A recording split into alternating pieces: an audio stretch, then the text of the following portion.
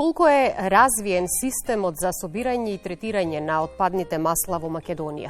И колку е сериозен проблемот со отпадните масла, но и какви последици може да има нивното неправилно отстранување врз животната средина? Во студиото разговарам со мојот гостин Борче Кузмановски, генерален менаџер на Oiltek. Добар ден и добре дојдовте. Добар ден, ви благодарам на поканата. За почеток би сакала да дадем едно кратко објаснување што е Oiltek и зошто е потребен еден ваков систем за кој што зборуваме за управување со отпадни масла во Македонија. Oiltek е колективен постапувач за масла и отпадни масла, формиран во 2023 година согласно законската регулатива, односно Законот за проширена одговорност на производителот. Самиот закон дава можност на сите увозници и производители на масло да се организираат во посебна компанија како би ги исполниле обврските произлезени од истоимениот закон. Тоа значи дека при самото формирање на компанијата има јасно утврдени обврски и цели што треба да се исполнат, а тоа значи поставување на соодветна инфраструктура, договори со соработници, лиценцирани транспортери, собирачи и рециклатори, како би ги исполниле националните цели за собирање на отпадното масло. А кој ги контролира обврските кои што треба да ги исполнуваат? Ги контролира Управата за животна средина при Министерството за животна средина, како и Државниот инспекторат за животна средина. Така. И уште малку да додадеме за потребата од постоење, односно управување со отпадните масла во Македонија. Апсолутно, значи станува збор пред све за опасен отпад. Самиот надоместок екотакса, популарно наречена екотакса, што производителите и возниците треба да плаќаат во ваквите компании или имаат можност да платат во државата, укажува на тоа колку сериозно се пристапува на овој тек на отпад. Многу е висока таксата, затоа компаниите одбираат да бидат дел од вакви системи кои имаат за цел организирано и да постат организиран и функционален систем на собирање на отпадни масла. Тоа значи континуирано вложување во инфраструктура, во специјални садови, лиценцирани транспортери, специјални возила, како и субвенционирање на целиот тој процес до негова преработка, до речиси финален производ, до укинување на тој статус отпад. И претходно слушнавме и од прилогот воведен и од линковското вклучување дека сериозен е проблемот со отпадните масла, но би сакала да ве прашам какви последици може да има нивното неправилно отстранување врз животната средина. Секако дека има големи негативни влијанија врз животната средина. Станува збор за опасен отпад, затоа и посебно се пристапува за негов третман. Доколку биде отстрането неправилно, дали ќе биде тоа во водите, во депониите, во почвите, без разлика, последиците се долгорочни. Затоа особено се внимава на каква опрема се користи за ова масло и се работи постојано за да се возможи систем како тоа се поголеми количини би се собирале да не завршат на несакани позиции, односно се зголемат количините на преработено масло. Така. Би рекла, може би и клучното прашање каква е состојбата во Македонија во однос на собирањето и третманот на отпадните масла и што успеавте барем досега да постигнете преку системот на Oiltek во вашето работење? Пред се отпадното масло има економска вредност и постоел некаков систем за собирање на маслото, бидејќи било од интерес на компаниите кои се занимаваат со собирање и имало некаков систем. Меѓутоа, со стапување на овој закон во сила, се овозможи формирање на вакви колективни постапувачи, каде што многу поструктурно и јасно ќе се знаат каде одат инвестициите и собирање на истите количини. Тоа значи дека е многу подобрено, многу поголеми количини се собираат и од 24 година навака Oiltek ги има вложено средствата за што се наменети. Тоа е законски јасно определено дека минимум 65% од собраната екотакса треба да се вложи во вакви системи и има собрано повеќе од 300 тона отпадно масло во 24-та и повеќе од 400 тона во 25-та. Тие цели секоја година растат по 5% и се јасно дефинирани во Законот за дополнителни текови со отпад. Убаво е и да одговориме кои компании имаат законски обврски согласно системот на проширена одговорност на производителот и дали бизнис секторот е доволно информиран за овие обврски? Овдека би дополнил дека висината на екотаксата допридонесе да речиси целиот сектор биде запознаен за оваа обврска. Так. Самата висина на таксата ги засегна сите увозници, а токму тие треба да бидат дел од овој систем. Значи, секој што увезува масло или произведува, за прв пат го пушта на пазарот во Македонија, каде што завршува неговата примарна дејност и станува отпад, мора да биде дел од еден ваков организиран систем. Да, а што треба компаниите да направат за да ги исполнат своите законски обврски за кои што говорим и каква е улогата на колективните постапувачи во овој процес? Пред све треба да склучат договор со лиценцирана компанија колективен постапувач. Со тоа само треба понатаму да го пратат работењето на самиот колективен постапувач, бидејќи таа компанија има многу јасно дефинирани цели што треба да ги исполни и инвестиции што треба да ги направи. Буквално договорот така и се вики договорот превземање на обврските од Законот за проширена одговорност. Значи сите обврски што доаѓаат на терет на увозникот или производителот ги превзема колективниот постапувач преку неговиот систем да ги исполни сите негови обврски. Сега за гледачите да одговориме за какви компании зборуваме ние денеска во овој разговор и за какво отпадно масло станува збор, за да не ги збуниме. Да. Станува збор не само за моторно масло, станува збор и за хидраулично, трансмисионо, индустријски масла, што се генерираат не само од моторите во колите, него и во самите индустрии. Самите индустрии се големи генератори на отпадно масло, кои нас и текако ни се потребни за да ги исполниме тие национални цели, како би биле тие услов за продолжување на нашата дозвола за работа. Сите компании што увезуваат или што произведуваат, не само што треба, мора да бидат дел од овој систем, бидејќи казните се навистина високи. И она што е многу важно е тоа што преку можноста со правилен третман повторно овие отпадни масла да се искористат како вреден ресурс и имаме дополнителна придобивка од собирањето и третманот на отпадните масла. Така е. Секогаш треба да работиме по принципот на циркуларна економија, односно тешко обновливите или необновливите извори на енергија да ги искористиме колку можеме подолго во тој циклус во нивниот животен век. Истото се случува и со отпадното масло.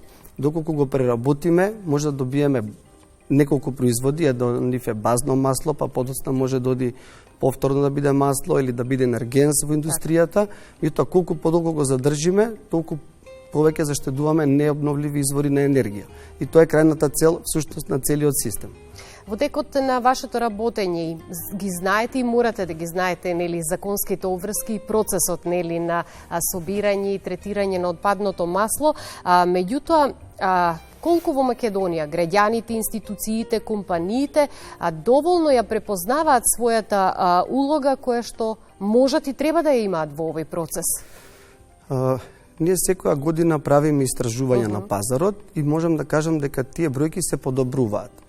Има многу простор за работа, дефинитивно, но тоа само ни дава повеќе мотив за повеќе да се вложиме и да инвестираме во подигање на јавната свест, а при тоа и да поставиме инфраструктура која ќе даде резултати. Не случајно и тие национални цели за собирање на отпадно масло растат. Тоа значи дека колку повеќе инвестираме во системот, тој самиот ќе ни генерира повеќе поголеми количини кои ќе одат во легални текови за првоње со отпад. Велиме да имаме поефикасен и поодржлив систем во иднина и овде практично говориме за предизвиците со кои што се соочувате во работењето на терен. Кои се тие предизвици кои што можеби до некаде малку се испречуваат во она можност за поефикасен и поодржлив систем? Предизвици има во секоја работа, така и во ова. Овде можеби има повеќе простор за работа. Еден главен предизвик би го рекол е сите компании да се вклучат во системот, бидејќи Како што напоменав, казните се навистина големи, а исто така и се создава конкурентска предност доколку една компанија е дел од системот и е еколошки освестена или друга доколку не е.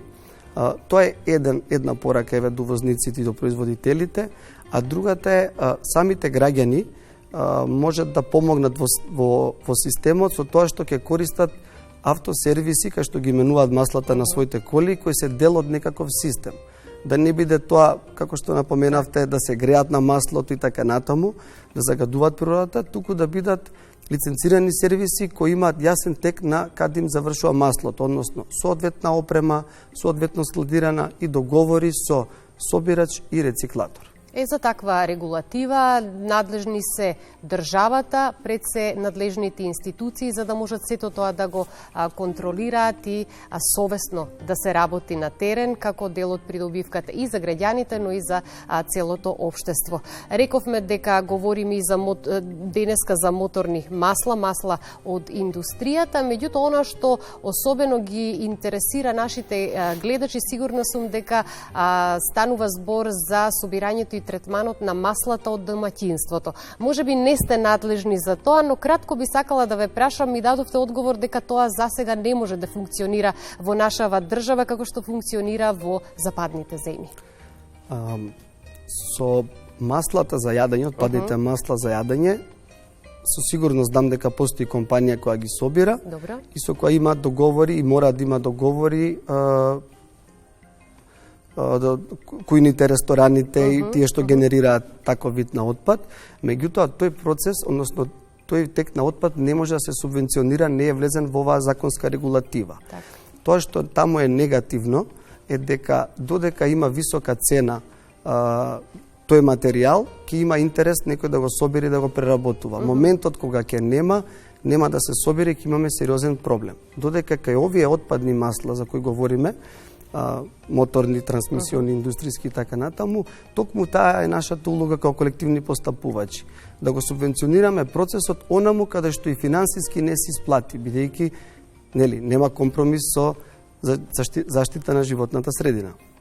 Особено она што ми интересира е размената, односно превземањето на искуствата од другите држави, што може нешто повеќе да се направи кај нас во оваа насока, во делот што го работите? Секако дека треба да имплементираме дел од нивните мерки и начини на работа. Ние секоја година посетуваме саеми, одиме на обуки и тоа што може да се искористи, односно што е апликативно на нашиот систем, ние го зимаме. Они имаат развиен систем од повеќе од 30 години, ние имаме само 2 години. Меѓутоа, не сите нивни активности и мерки може да се имплементираат и кај нас. Меѓутоа, тоа што може, гледаме да го имплементираме, односно да не губиме многу години да го научиме сами, него гледаме од тие што веќе знаеме дека им функционира. Затоа и посетуваме саеми, инвестираме во соодветна опрема и како има голем резултат врз количините кои сме ги собрале до сега. Да, од ова што досега ми го кажавте, практично Oiltek со забрзано темпо работи во насока на тоа што е неговата дејност, па би сакала еве конкретно разговорот да ве прашам кои се вашите идни планови и што е потребно за дополнително подобрување на системот за управување со отпадни масла во државата, како дел од вашето унапредување во работата. Нашите планови се многу јасни. Тоа е обезбедување на сигурност и безбедност за сите членки кои се дел од системот на Oiltek, а тоа значи исполнување на националните цели, добивање на позитивни извештаи, одобрени извештаи од Министерство за животна средина. Тоа е примерно. Второ е континуирано инвестирање во зголемување на капацитети за рециклирање на овој тек на отпад. Бидејќи во Македонија има навистина ограничени капацитети, Oiltek веќе втора година инвестира средства во капацитети за рециклажа на масло, за да не мора да се извезува, односно да се зголеми количините на преработени масла во Македонија, а воедно со тоа и поддршка за економијата. Така, и можеби Во иднина потребно е, затоа што претходно слушнавме во Линковското вклучување од Струмица дека локалните самоуправи немаат големи ингеренции во однос на собирањето и третирањето на отпадните масла. Тие ингеренции да им се дадат, да бидат поголеми, за да може на ниво на целата држава поинтензивно да се работи во таа насока. Апсолутно, има планови каде што се говори за проширување на ингеренциите на локалните самоуправи, меѓутоа исто така проширена соработка помеѓу државниот инспекторат и локалните инспектори, сигурен сум дека ќе даде резултати и веќе дава. Так. За крај, која е вашата порака и до граѓаните, но и до компаниите во однос на правилното управување со отпадните масла? Мојата порака би била до граѓаните да се однесуваат одговорно со отпадното масло, а тоа може го направат само ако одберат лиценциран сервис кој што многу јасно знае каде го одложува своето масло, додека ке компаниите да бидат дел од системот за колективно постапување со масло, бидејќи другата опција е навистина многу повисока цена плаќање на таксата кон државата.